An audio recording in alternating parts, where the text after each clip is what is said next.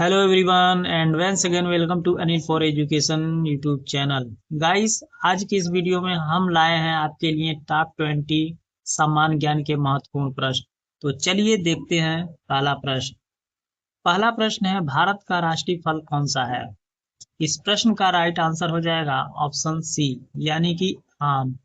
आपका अगला प्रश्न है, डिस्कवरी ऑफ इंडिया पुस्तक किसने लिखी? इस प्रश्न का राइट आंसर हो जाएगा ऑप्शन बी, पंडित जवाहरलाल नेहरू। अगला प्रश्न है, विश्व का सबसे ऊंचा पर्वत कौन सा है?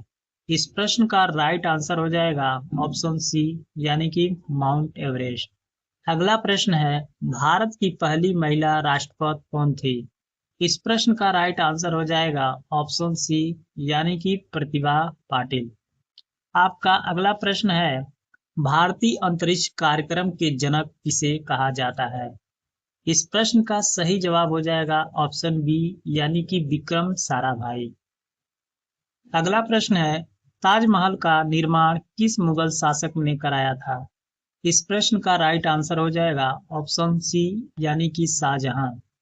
आपका अगला प्रश्न है, भारत का राष्ट्रीय गीत कौन सा है?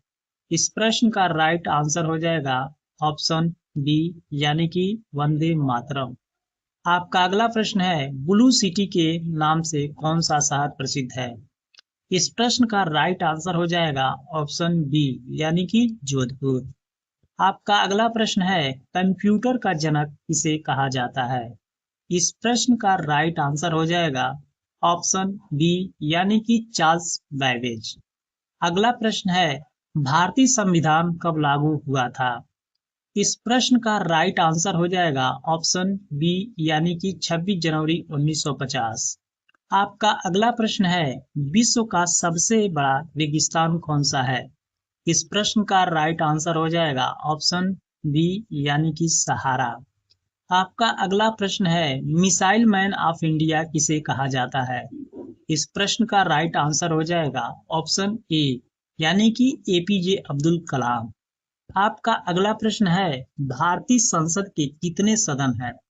इस प्रश्न का राइट आंसर हो जाएगा ऑप्शन बी, यानी कि 2। आपका अगला प्रश्न है, सूर्य मंदिर कहाँ स्थित है? इस प्रश्न का राइट आंसर हो जाएगा ऑप्शन बी, यानी कि कोणार्क।